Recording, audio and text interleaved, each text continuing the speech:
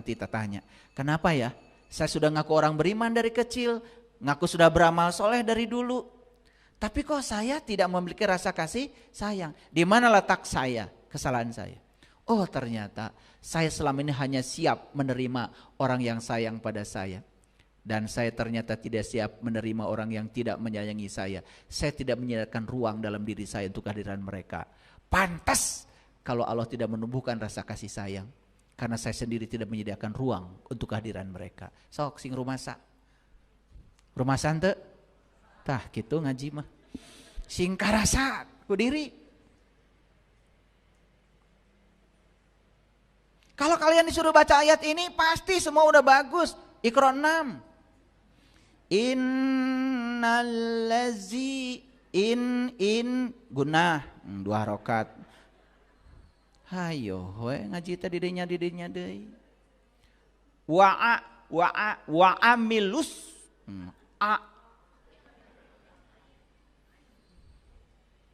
Kita mah bukan orang Arab.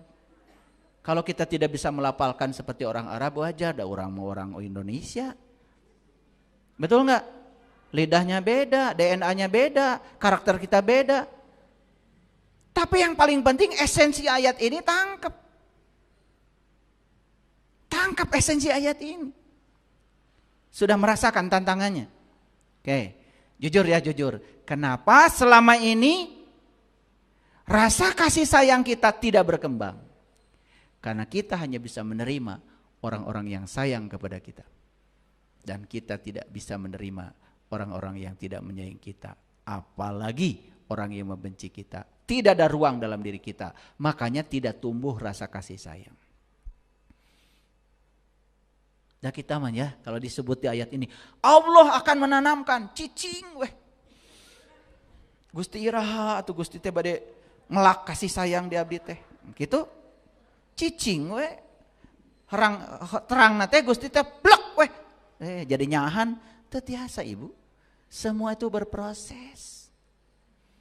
Hayang nyahan itu harus dirintis oleh kita, belajar. Kenapa saya dipasangkan dengan suami seperti ini, istri seperti ini? Kenapa saya dipertemukan tetangga seperti ini? Kenapa saya di tempat kerja ketemu orang seperti ini? Sadari, semua orang yang dipertemukan dengan saya itu adalah kebutuhan saya. Allah sedang mengutuhkan saya, sedang mengarahkan saya pada kebutuhan. Saya butuh mereka. Supaya apa? Supaya tumbuh kasih sayang saya. Apa yang terjadi pada ibu bapak? Malah ke Allah teh, ya Allah, kieu teuing. Caroge kieu, bojo kieu, budak kieu, tatangga kieu. Di tempat dambal oge kararieu. Yang terjadi kita bukan menerima mereka apa adanya, malah kita mencoba untuk mengubah mereka. Semakin kita mencoba mengubahnya, mengontrolnya, maka suatu saat justru kita akan dikontrol oleh mereka yang kita coba untuk mengontrolnya. Gagal kita. Jadi Bapak Ibu, setelah belajar kesadaran dengan saya pelan-pelan seperti ini, lama-kelamaan kita menjadi sadar, oh ternyata sumber masalah hidup saya semuanya adalah diri saya sendiri. Sok begitu. Kajero ngawas mah, tong keluar wae. Jadi kalau begitu ayat ini tantangan. Tantangan berikutnya kan harusnya kalau kita cerdas. Siapa orang yang beriman itu? Apakah saya sudah termasuk orang yang beriman? Siapa orang yang beramal soleh itu? Apakah saya sudah menjalankan amal soleh? Jangan-jangan sampai sekarang amal soleh saja kita tidak mengerti menurut versinya Al-Quran. Kita ngikutin orang aja. Amal soleh kata orang begitu, ikut aja. Lihat Quran. Setiap kata-kata di Quran punya pengertian yang khusus. Saya tidak akan membocorkannya. Amal soleh dalam Al-Quran itu punya derajat pengertian yang sangat dalam. Dan yang saya perhatikan di dalam kehidupan sehari-hari, banyak yang tidak mengerti apa itu amal soleh. Tetapi itu mengklaim kalau itu adalah amal soleh. Mengerikan. Tantangan bukan? Jadi ada berapa tantangan di sini? Banyak. Tantangannya saya orang beriman bukan? Tantangan. Apakah saya sudah menjalankan amal soleh atau belum? Tantangan. Bagaimana caranya saya beriman? Bagaimana cara menjalankan amal soleh? Tantangan? Tantangan. Lalu timbul lagi pertanyaan, kenapa iman dan amal soleh saya hari ini kok tidak bisa mengantarkan saya menjadi orang yang punya kasih sayang? Tantangan? Gitu nggak kalau ngaji selama ini? Pernah baca ayat ini? Pernah sekarang. Lanjut. Ini adalah cerita di Quran surat Al-Hujurat, surat ke-49 ayat 14. Maaf ya, tidak saya bacakan bahasa Arabnya, karena dibacakan juga kalian gak ngerti. Biar lebih hemat waktu. Orang-orang Arab itu berkata, kami telah beriman. Katakanlah, kamu belum beriman. Tetapi katakanlah, kami telah tunduk. Nih ya, ada orang yang mengatakan, kami telah beriman. Tapi kata Allah, kamu tuh belum beriman. Cuman lumayan katanya, kamu sudah tunduk. Nah, siapa orang yang sudah tunduk itu? Lihat saya semuanya. Sadar kalau diri kita tidak tahu, itulah awal tunduk.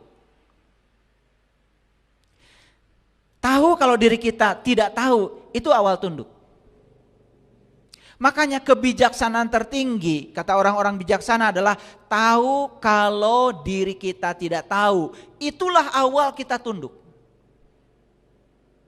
Tapi orang-orang yang tidak tahu, tetapi dia tidak tahu bahwa dia tidak tahu, bahkan sok tahu, kemana-mana memberitahu, seperti orang yang tahu, padahal dia tidak tahu, cuma dia tidak tahu bahwa dia tidak tahu, belum tunduk.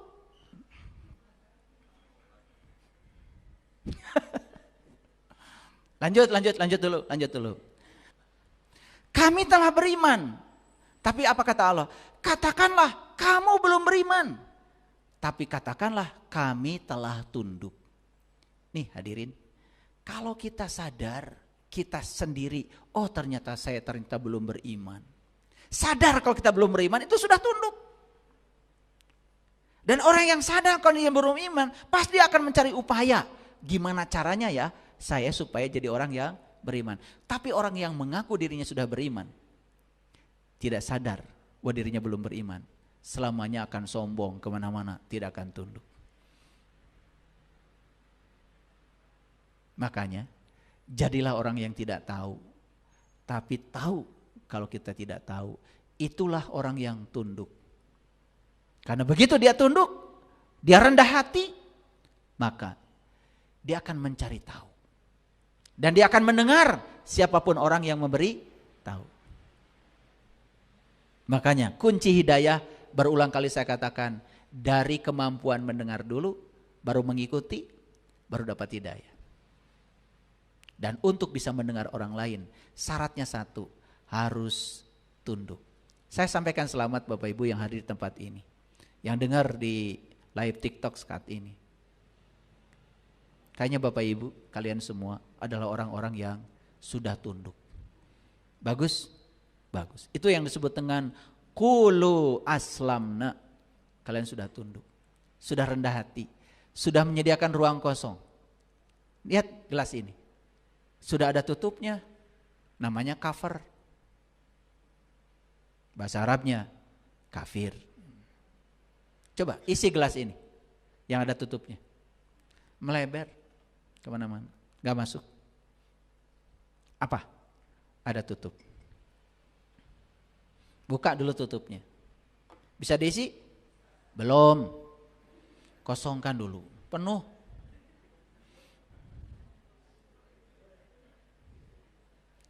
Kalian tuh kalau ditanya ngejawabnya tuh ngasal aja. Udah biasa ngasal ya. Harusnya kesini dulu. Kalau mau ngejawab tuh kesini dulu. Sebentar. Ini gelasnya isi apa tidak? Gitu harusnya. Ini mau langsung bisa. Udah gitu sama-sama lagi semuanya, ya Allah. Makanya ini yang membuat kita gak maju-maju. Selalu berjamaah salahnya. Ya udah, ini dikosongkan dulu. Ketika kosong, sudah bisa diisi? Belum.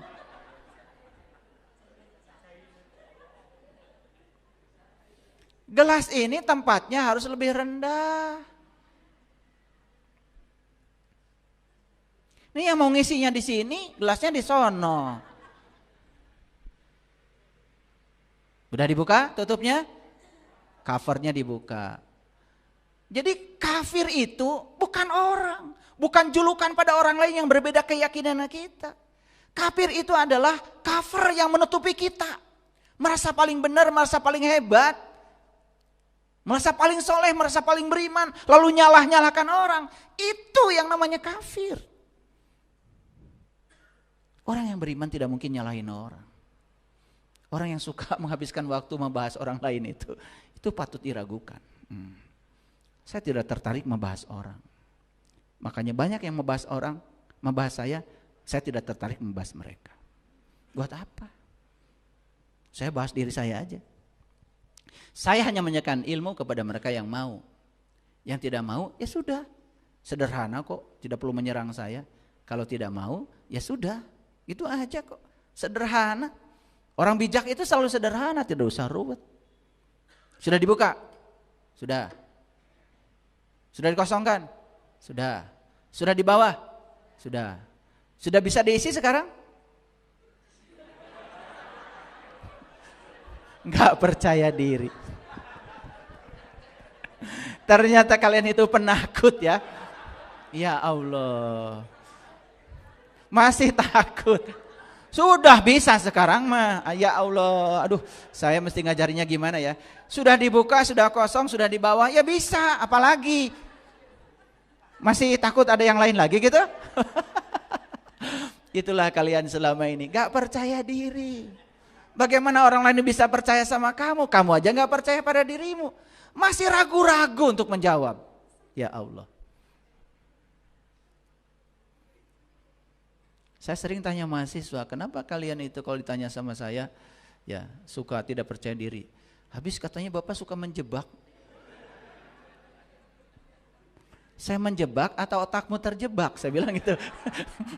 Kok nyalain saya? Saya tidak menjebak, otakmu terjebak. Betul nggak? Tapi kita senang menyalahkan orang lain, karena kebiasaan menyalahkan orang. Apa aja yang salah orang. Jadi sudah beriman belum?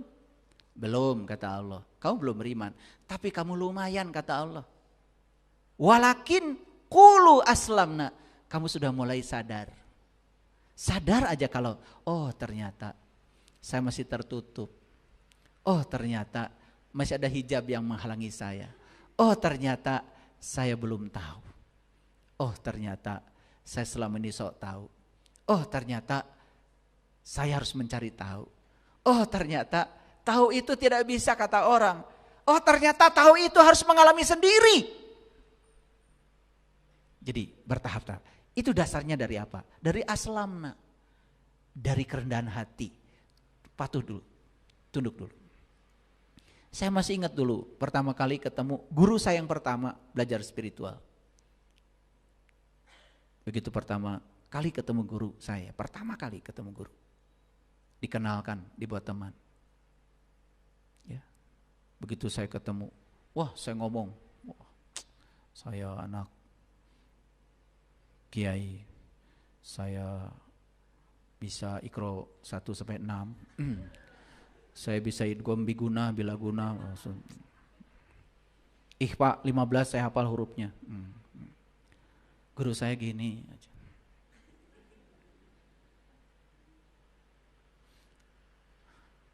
Nunggu saya capek guru saya. Setelah kelihatan saya capek ngomong terus gak karu-karuan kemana-mana, kemudian saya ditanya, maaf nak Zaipul udah tahu Allah belum? Wah itu pertanyaan kayak di Sambar Halilintar itu. Bilang tahu, belum tahu. Bilang gak tahu saya kan ngomongnya udah banyak. Aduh saya diam aja. Akhirnya dengan berat hati itu, perang luar biasa itu. Belum tahu guru. Kok belum tahu banyak ngomongnya? Aduh, udah ketemu guru bijaksana begitu. Udah, kamu jangan banyak bicara, kamu tuh gak tahu. Semakin kamu bicara, semakin kelihatan bodohnya kamu itu. Karena orang bodoh itu diam salah, ngomong salah. Waduh, saya ingin memenggal kepala saya gitu dan menyerahkan kepala saya pada guru. Itu, disitulah saya baru mengalami kulu aslamna. Baru saya tunduk. Belum beriman, saya masih tertutup. Lalu saya bilang sama guru, bimbinglah saya, bagaimana saya bisa tahu jati diri saya. Udah gitu juga guru saya udah aja, salaman pergi aja. Aduh, kapan lagi ketemu lagi? Ya mungkin saya juga ya itu karena sombong ya, banyak ngomong gitu. Malah kesempatan guru untuk ngomong habis buat saya. Makanya saya nggak ketemu beliau lama itu, tersiksa saya itu. Waduh ya, tersiksa itu. Merasa apa ya? Ya kosong aja hidup saya. Terutama dengan pertanyaan itu. Kok ditanya sudah tahu Allah belum? Waduh itu saya pertanyaan paling berat itu. Udah. Dan disitulah saya sadar kalau saya belum tahu. Saya banyak tahu. Sifat 20 saya hafal dari kecil. Asmaul Husna 99 hafal dari kecil. Karena saya berada di lingkungan penghafal. Quran dari kecil sudah hafal. Tapi saya tidak tahu esensi dari semuanya. Saya baru mengerti semuanya setelah dibimbing untuk mengalami langsung. Ternyata benar kata orang-orang bijak, malam yazuk lam ya'rib. Yang tidak mengalami tidak akan pernah paham. Ternyata tahu itu bukan apa kata orang, bukan apa kata kitab. Tahu itu adalah kita mengalami langsung. Itu Bapak Ibu. Tantangan bukan? Tantangan. Yuk hari ini kita bicara tantangan. Karena iman itu belum masuk ke dalam kalbumu. Ini kata Allah. Subhanallah. Walamma yadkhulil iman fi qulubikum. Itu kalimatnya. Kamu tuh belum beriman. Kamu tuh baru mengaku beriman. Tapi kamu sekarang lumayan. Sudah tunduk. Saya cuma ingin tanya aja sama Bapak Ibu. Mau kapan Bapak Ibu tunduknya? Mau kapan? Sekarang? Kalau sekarang sudah tunduk. Sekarang sudah merendahkan diri kita serendah-rendahnya. Tahu kalau kita tidak tahu. Sekarang juga hidayah turun.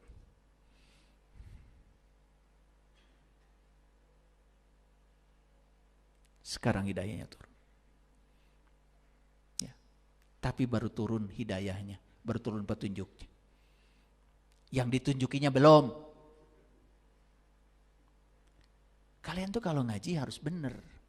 Hidayah itu petunjuk, bahasa Arab. Semoga saya dapat hidayah.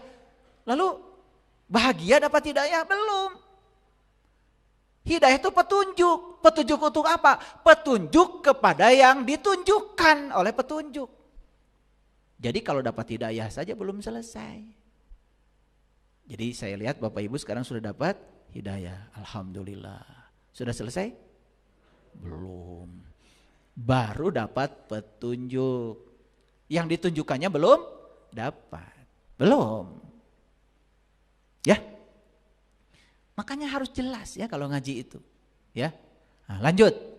Kata Allah, karena iman itu belum masuk ke dalam kalbu. Jadi pantas tadi ada ayat yang mengatakan, oh ternyata kenapa saya tidak punya kasih sayang? Karena selama ini saya cuma ngaku beriman. Kok saya masih membenci orang lain yang berbeda dengan saya? Kok saya masih menghujat orang lain yang berbeda dengan saya? Kok saya masih menggonggong orang lain yang berbeda dengan saya? Kok saya tidak introspeksi pada diri saya? Malah menyerang orang lain. Tuh kebencian. Berarti belum ada welas asih. Nih lihat Bapak Ibu. Orang yang sudah imannya benar. Tidak mungkin membenci orang. Sekalipun orang itu membencinya. Lihat Nabi Muhammad. Dibenci oleh orang lain, malah beliau berdoa, Allahumma hdi qaumi fa innahum la ya'lamun. Tuhan, berikanlah hidayah pada mereka. Mereka melakukan itu kepadaku hari ini karena mereka belum tahu siapa aku dan apa yang aku sampaikan kepada mereka. Kelak ketika mereka sudah tahu, mereka tidak mungkin menyangkalku lagi. Karena kebenaran itu 3 cirinya. Satu, kebenaran itu begitu disampaikan kepada orang, maka yang menyampaikan kebenaran pasti akan dihina habis-habisan. Yang kedua, ajaran yang disampaikannya pasti akan dihujat habis-habisan. Tapi yang ketiga, kebenaran akan diterima tanpa syarat. Dan siapa yang bisa menerima kebenaran ini? Qulu aslamna. Mereka yang sudah tunduk patuh, yang sudah bisa menundukkan dirinya, yang sudah bisa rendah hati. Buka covernya, kosongkan isinya, letakkan dirimu serendah-rendahnya, minta diisi oleh yang tahu. Hanya dengan cara itu kita akan menemukan siapa jati diri kita.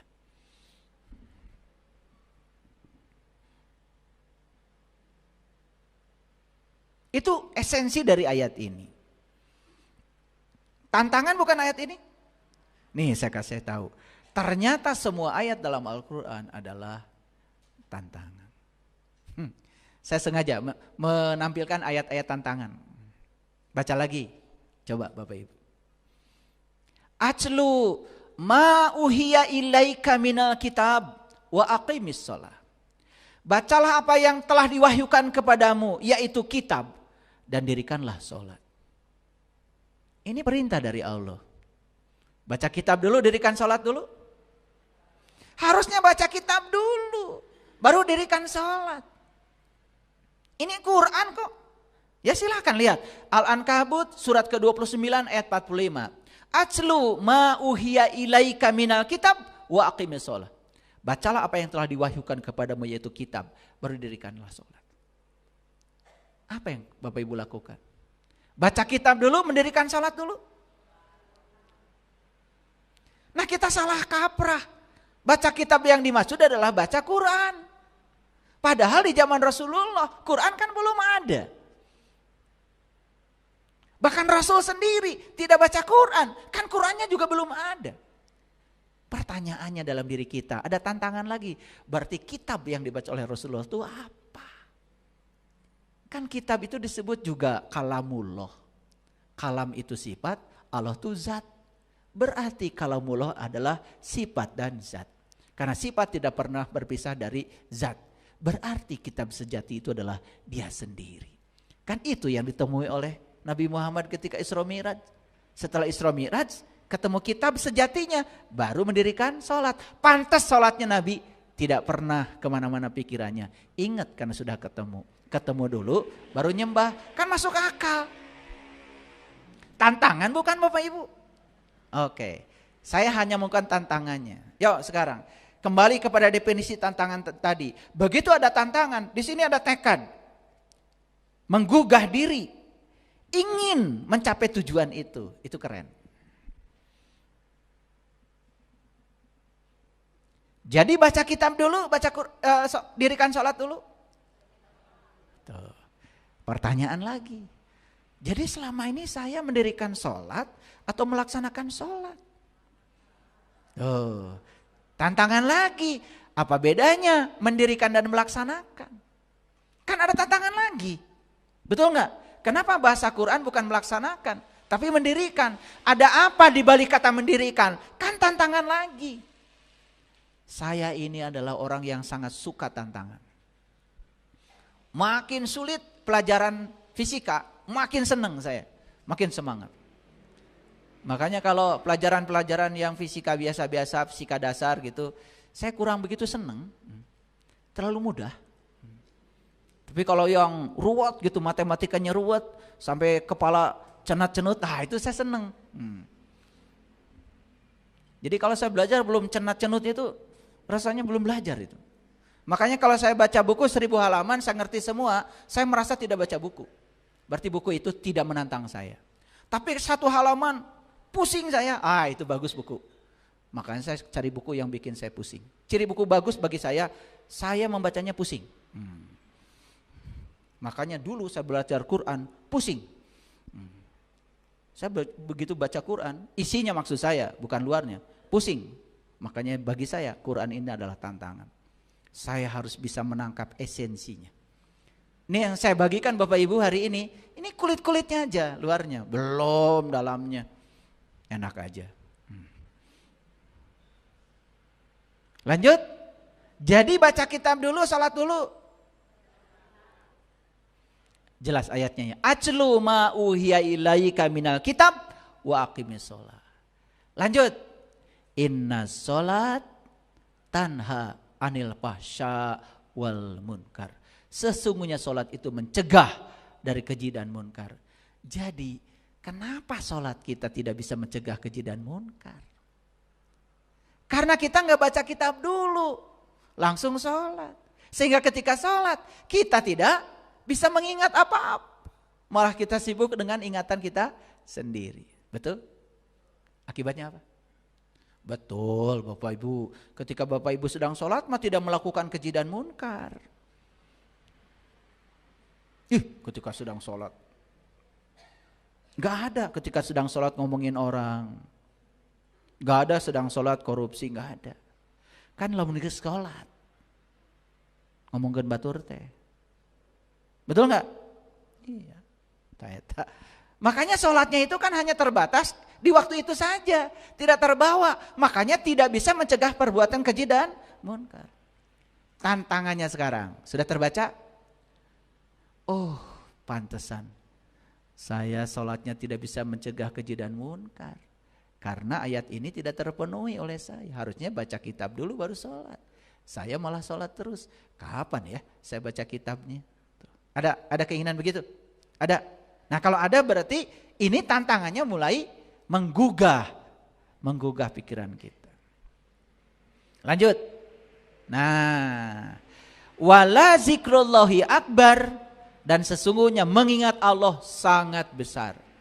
Jadi kata Quran tidak ada yang lebih besar di semesta ini kecuali mengingat Allah. Wala zikrullahi akbar. Jadi saya ucapkan selamat ya buat para sahabat yang sudah bisa mengingat dia. Berdiri, duduk dan berbaring tidak pernah lupa lagi sama dia. Maka orang yang selalu terpaut ingatannya kepada Allah tidak mungkin berbohong. Tidak mungkin menyakiti orang lain. Makanya terbebas dari perbuatan keji dan munkar. Mau begitu Bapak Ibu? Ya, sok atuh ya, mulai. Hidayahnya sudah sampai ya nih, hidayahnya sudah sampai. Cuman yang ditunjukkan oleh hidayahnya harus dicari. Keren gak ayat ini? Menantang gak? Menantang. Oke, lanjut. Ini ada ayat lagi, tantangan yang berikutnya dari saya. Sesungguhnya manusia sudah diciptakan bersifat keluh kesah. Ini surat Al-Ma'arij ya, surat ke-70 ayat 19 sampai ayat 23. Sesungguhnya manusia diciptakan bersifat keluh kesah lagi kikir. Apabila ia ditimpa kesusahan ia berkeluh kesah. Dan apabila ia mendapatkan kebaikan ia amat kikir. Kecuali orang-orang yang sholat, yaitu mereka yang sholatnya terus menerus. Bapak Ibu mohon maaf, apakah Bapak Ibu sholatnya terus menerus? Kalau sholat terus menerus itu berarti duhur sholat, dampak sholatnya itu dibawa, ada dampaknya. Mau ngomongin orang aja ada rem di sini, mau ngambil hak orang lain juga ada rem di sini. Mau marah-marah sama orang lain ada rem di sini. Jujur ya, jujur. Rem itu ada nggak sekarang, Bapak Ibu? Sering blong. Sering blong ya? Ada nggak keinginan sekarang? Saya ingin sholat terus menerus. Ada? Lihat saya semuanya. Kalau sholat terus menerus yang dimaksud adalah seperti gerakan-gerakan sholat, atau kita itu nggak ada gunanya hidup. Hayo melakukan itu. Betul nggak? Jadi sholat yang melakukan itu zuhur 4 rakaat, asar 4 rakaat, maghrib sudah selesai. Tetapi dari yang dilakukan itu apa dampaknya untuk menjaga kita dari zuhur sampai asar? Selamat. Asar sholat lagi. Apa dampaknya untuk menyelamatkan kita sampai maghrib? Minimal atau tidak ngomongin orang aja udah bagus. Coba. Dah hayang wae atuh. Ya. Meni resep. Padahal udah jelas ya. Yang membicarakan keburukan orang, yang membicarakannya sudah pasti buruk. Tetapi yang dibicarakan belum tentu. Itu kan persepsi dia aja. Betul apa tidak? Ya.